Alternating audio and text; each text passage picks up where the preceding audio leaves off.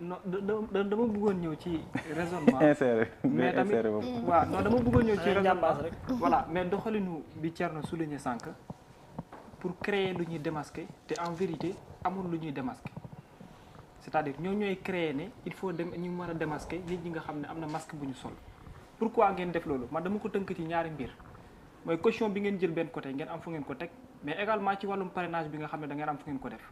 léegi ñu dem ba toll ci moment boo xamante ni dañoo am assemblée boo xam ne dafay représenter ci askan bi ñenn ñi nga xam ne dañuy jouer rôle lu ñuy woowee activisme bëgg intégrer milieu boobu mais jàpp ne fa la gën a mën a nekkee une opportunité pour ñoom ñuy wéyal seen wàllum doxalin yéen vous n'avez pas l'accepter parce que am ngeen déjà benn xiico bi ndax nanguwu leen benn doxalinu démocratie bi tax que ñoom li ñuy kaas fii tey ci biti ñu mën di ko continuer. donc loolu tey pour ngeen mën ko bañaat encore assemblée nationale da ngeen di indi benn blocage blocage bi mooy lan mooy benn ci parrainage bi ñaar encore mu nekkaat ci wàllum caution léegi nag ñoom tamit pour faire forcing mën a am aussi représentation boobu dañuy nekk dans l'obligation que tey il faut ñu dem am fu ñu wéeru ji mais bu fekkoonte ni am na proposition boo Ahmed joxe tey bu fekkoon démocratie dëgg la ñuy doxal proposition bi Ahmed joxe tey mooy ci wàllum caution bi ak ci wàllum parrainage bi ci ki nga xam ne bokkul ci parti politique mais également tamit ba mu duggee ci politique yàggul donc bu ñaar yi amul tey il faut ñu am benn corrélation boo xam ne mooy judd ci activiste bi mu mën a dem pour bootu tey ci ñi nga xam ne daanaka ci benn parti politique la ñuy kiiwee mais est-ce que nag véritablement tey bu demee ba nekk au niveau de l'Assemblée nationale day continuer parce que am na benn casquette boo xam ne moo ko gunge ba mu yegsi man dama jàpp ne non non parce que foofu am na benn rétrécissement boo xamante ni mooy am ndax liberté bi dina bari lool ndaxte penc moo xamante ni ku ci nekk ne am na benn doxalin boo xam ne war nga ko mën a génnee ndax yow la ngay sàmm mooy la la jëlee ci askan bi ñëw indi la foofu mais tey man li ma jàpp mooy yéen a créé benn mbir moo xamante ni da ngeen ne il faut ñuy démasquer ñi seen wàllum doxalin ak ci seen wàllum fonction parce que véritablement dañuy indi ci wàllum activisme nekkul réalité bi loolu moo tax tey parrainage bi ak leneen bi da ngeen ci persister bay bëgg a dee parce que jàpp ngeen ne opportunité la bu ngeen war a mën a utiliser pour di jaxase ñenn ñi nga xam ne dañuy dox te askan bi moo leen tax a jóg. waaw balaa Thierno di tontu rek dama bëggoon rebondir ba tey ci sens boobu noonu mais laaj laay indi man du ma def Babacar Kébé damay laajte ndax sànq ni bu ñu déggee ni nga waxee dafay mel ni kii accéder ci assemblée bi rek systématiquement dafa war a doon un politique kon ndax ni ngay waxee ndax beroo en fait wala beddiwoo yeneen pàcc ci askan wi nga xamante ne ñoom itam war nañoo mën a teew ci pencum ndaw réew mi d'autant plus que dañoo ne pencum ndaw réew mi la. waaw mais assemblée nationale rek je veux dire bépp sénégalais bu jouir de ses droits civiques. war na mën a présenter wu nekk président de la république war na mën a présenter wu nekk maire war na mën a présenter wu nekk député à l'assemblée nationale waxewu ma foofu. sànq ba ma lay wax loolu dama la ne am na ñu fi naan ay activistes lañu. cela ne veut pas dire que. activiste bi warul dem présenter wu pour nekk maire wala warul dem présenter wu pour nekk député à l'Assemblée nationale. non non non loin de là mais c'est pas une première. Sénégal gis nañ fi ay nit ñoo xam ne il n'était pas politique à 100% ñoom Oustaz Alioune Sall mais présenté nañ fi liste. mais c'était pas forcément un parti politique structuré ils avaient créé une coalition si je ne me trompe. am ay députés. d'accord. ñu dem Assemblée nationale donc c'est pas interdit au contraire sax c'est souhaité parce que en général dañu nekk des ressources humaines de qualité bu ñu egsee au sein de l'hémicycle li ma la wax sànq mooy bu ñu jubee élection ñii yàlla di dogal ñu leen démasquer mooy ñoo xam ne man personnellement dama yàgg am ay doute ci seen engagement en tant qu'activiste bu ñuy wax tu vas les retrouver dans un parti politique man ñooñu laay wax d'accord. mooy ñi nga xam ne par exemple dogguma la pour mu gën a leer mooy ñi nga xam ne par exemple dañ naan activiste lañ. ouais ba pare. il milite pour quelqu'un voilà bu parti bi wootee ci beneen parti wootee ñu dem fa. wala ci seen discours da nga ci am exemple da nga ci am exemple yow exactement ça. da nga ci am exemple c'est pas là xam nga le débat quand il est personnalisé. il ne devient pas intéressant. xam nga ce pays là dañ ko bokk. parce que man li ngay wax dama ko gisul moo tax ma lay laaj. gëstul boo gëstoo gis ko. réew mi aussi booy wax tamit doo xaw a ñeme tuuti si li ngay wax. non ragaluñu lu ñuy wax. mais dama la xam ne dans la construction du Sénégal que nous voulons. que nous souhaitons Sénégal bi ñu bëgg ñun tabax dañu soxla acteur yu seti loxo ci fànn bépp nag. boo ne société civile nga nekk société civile bu crédible. sànq wax na ko ay ñoom maître Mame Adama Gueye dañ leen doon gis d'accord ay Mouhamadou Mbodj d'accord ay société civile la yoo xam ne boo leen dégloo nga xam ne ñii lu ñuy wax bokkut ak lu politicien bi di wax mais mënoo ne yow société civile nga fekk yow sa lépp ci attaque la ci pouvoir nga sukkandiku sa lépp société civile mooy boo xam ne koo xam ne dañuy toll foo xam ne ci réew mi dafay analyser la situation wax opposition lii wax pouvoir lii wax peuple bi lii réew noonu lañ koy tabaxee mais waxuma benn yoon que kii war a dem assemblée que ki war a dem assemblée mooy koo xam ne ba mu jotee say droit may nañ la ko yaa xam da ngay insérer wu ci parti politique bu la neexee c'est pas méchant yaa xam da nga am coalition de partis yaa xam da nga nekk une candidature indépendante mais tu as beaucoup de possibilités de le faire. mais dama la bëgg wax ne mauvaise foi bu ñenn ñi nekkee ci télé yeeg ci rajo yi. mais li ngay wax dafay rejoindre aussi li ngay wax nii tey on a vu des députés yu nga xam te ne nii dañu bokk ci majorité bi ñu leen di topp ci ay faux billets di leen di topp ci comme ay mbir yu nga xam te ne nii quand même vraiment bu fekkee ne.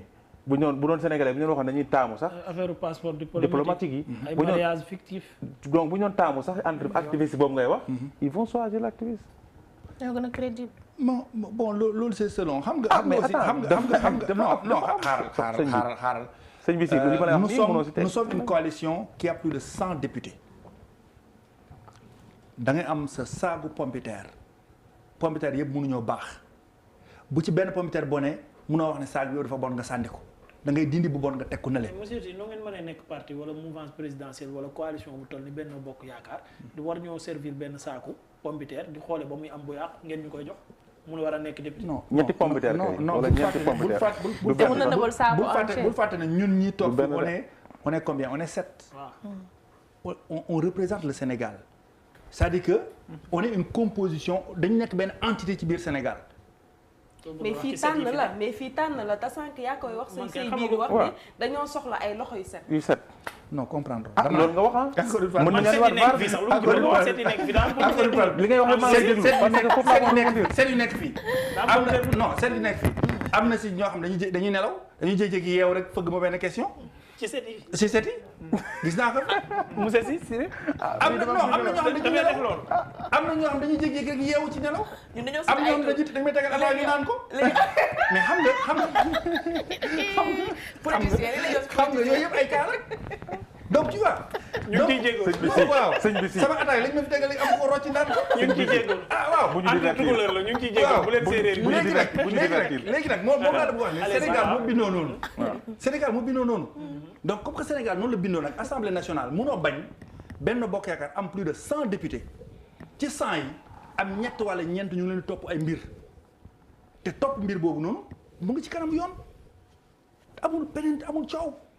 d'accord parce que ñooñu noonu.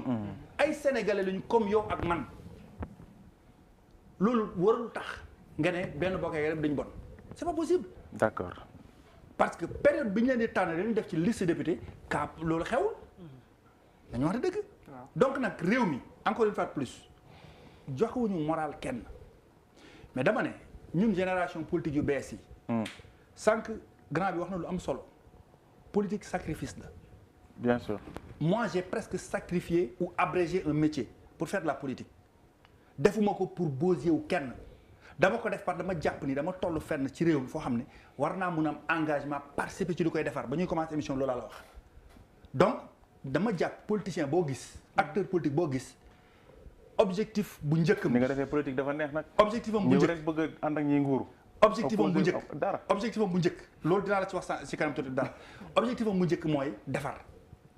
maintenant nag Sénégal mooy réew moo xam ne comme ni mu ko waxee sànq ñoom boo ànd ak nguur ñu jàpp ne du conviction boo ànd ak opposition ñu ne mooy guerrier bi c'est pas ça c'est-à-dire que ay choix la option yow da nga tànn ànd ak opposition parce que da nga jàpp ne foofu nga gën a amee confort foofu nga jàpp ne yow say idée ak li defar réew mi foofu nga ko gën a mën a defee man ma jàpp ne président Macky Sall ak li mu doxal moom laa war a gën a mën a àndal ay choix la maintenant nag man fan laay wayadee mooy ma xool la yow opposant maintenant xoolal kii mooy ñàkk xorom dëgg-dëgg parce que mu ngi ànd ak diw non parce que yow say conviction mooy ànd ak Ousmane Sonko moom nga gëm ni moom ngay àndal am naa ci ay xarit man ma gëm ni Macky Sall laay àndal nga war ma bàyyee loolu laa doon wax benn jour ma ne dañuy def erreur yu bëri si réew mi mooy un journaliste.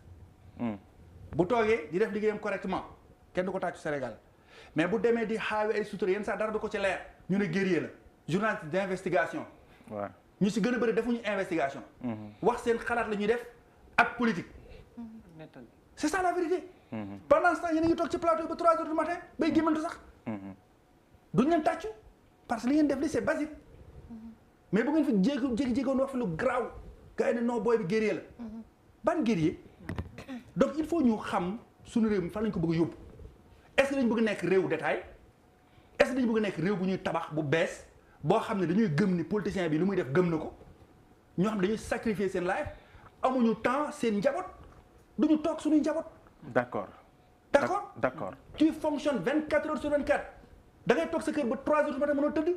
parce que yaa ngi wuy Sénégalais yaa ngi wax ak ñoom di leen wax sa xalaat ci ay mbir.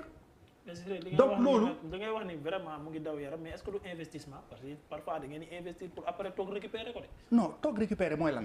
parfois wax naa ko après jël ay milliards. non ma loolu nag mooy ñàkk xam politique. wax naa ko benn jour ci benn plateau télévision am de noonu la mel. ma ne bu yàlla dogalee ngay politique sax ba xëy nekk ministre. ngay nax sa bopp. nattu yàlla la. soriwu ko de. nattu yàlla la. charge de plus nattu yàlla loo xam c'est un choix. nattu yàlla la non nattu yàlla la parce que jour bi nga nekkee ministre jour boobu nga gën a ñàkkati am jot logiquement. ci yoon. jour boobu nga gën a mën a ñàkk am jot jour boobu nga war a gën a mën a liggéeyal Sénégal parce que dañu la tànn jox la benn secteur bien défini sànq wax ngeen ko ci ministre de la santé. logiquement question bii ni am waratul mën a nelaw. logiquement guddi ak bëccëg mu xool nan la koy résoudre. tout à fait loolu mooy logique donc dama ne idéal yooyu la ñu war a teg ñun ñu gën a sévère. par rapport ak suñu ay politiciens muy opposant bi muy kii mais fii ngay gis journaliste yoo xam ne sañuñu laal opposant bi. sànq jot naa benn vidéo. benn grand bu nekk 2STV il a fait une benn analyse mu expliquer pourquoi tey yenn opposants yi benn journaliste sañul wax ci ñoom. parce que nga ragal ko saaga. te pourtant Macky Sall saa yoo ne nga wax la neex ci moom ci télé bi ak ci rajo bi donc il faut nit ñi góorgóorlu ci loolu il faut que ñun journaliste ñu xam yéen journaliste parce que man je ne pratique plus le métier ñu xam exactement ba fan la ñu war a dem ci luy njëriñ Sénégal man ba may def journalisme dama amoon ay engagement dama jàppoon ne man liggéeyal Sénégal moo ma ñor wallahi azim dama lancé une émission qui s'appelait Déggo en 2009 à la RTS sur les inondations c'était pas évident c'est 3 numéros par semaine bañ ko ñëwee ne dañ koy teg foofu ñu bëri dañ ma ne c'est pas possible je travaille avec un seul monteur qui s'appelle Ousseynou Ndoye wallahi azim dama doon jóge tournage à 20h ma toog di monter ba le lendemain à 7h du matin 3 numéros par semaine des éditions des magazines de 26 minutes. jamonoy Ablaye Wade. jamonoy Ablaye Wade. non pourtant lan. non pourtant. lan non pourtant jamonoy Macky lancé na inondation bi jeexul c'était une émission de 90 minutes. leeral lu nekkoon concept bi. leeral concept bi c'était de leeral comme on dit. on a parlé des questions d'énergie. ba gaz bi gën a métti Sénégal Aly Ngouille Ndiaye yéen a toog sama plateau mu nekkoon ministre de l'énergie à l'époque. ñu indi les acteurs du gaz. ñu toog mais lu tax jëlul ki nga xam ne moo sàlloo gaz bi. waa ji Clédor loolu invité woo Clédor leeral mu wax ci gaz bi pétrole bi. non à l'époque defatuma nee naa la pratiqué tuma depuis plus de 4 ans maintenant. non jamonoy leeral bi laa wax. jamono jooju laa la wax. jamono jooju. Aly Ngouille Ndiaye. Aly Ngouille Ndiaye moo nekkoon ministre bi. waaw lu tax woo mais acteurs yi waroon ñëw nañu toog c'était un débat houleux. mais woo nga opposant mais important pour le Sénégal. benn opposant non c'était pour te dire rek ñun suñu engagement. loolu aussi dañ ci interroger parce que da nga liggéey sa réew. c'était pour te dire nga nekk ci boîte bu nga xam ne nii c'était pour te dire suñu engagement pour Sénégal. pendant ce temps ce journaliste là qui s'appelle Thierno Ahmadou Sy qui s'investit dem di dem ay dande foo xam ne kenn musu fa dem ci Sénégal. di wane Sénégalais yi lu ñuy dund. mais li ma lay wax nii ba président Macky Sall di dem conseil des ministres bu Kédougou on est parti à Dandé pour montrer que ces Sénégalais là booy bu ñu dem jàngi école dañuy marcher 1 heure de temps ci montagne bu ñu yéegaat ils mettent 45 minutes pour yéeg montagne ils souffrent ces enfants là mais ce journaliste là kenn du ko tàccu parce que saagawul xas. li ngay wax ne nag ba léegi mu ngi Sénégal aussi. mu ngi fi bien sûr. waaw te RTS du ko wane. mais li ma la wax ne RTS la jàll. waaw loolu yàgg na. demal YouTube. d'accord donc seen YouTube tëj na. d'accord léegi ñu dem ci beneen voilà point parce que Ameth su ma juumul léegi waxtu wi jeex na. ayca waaw ñu tëj une dernière.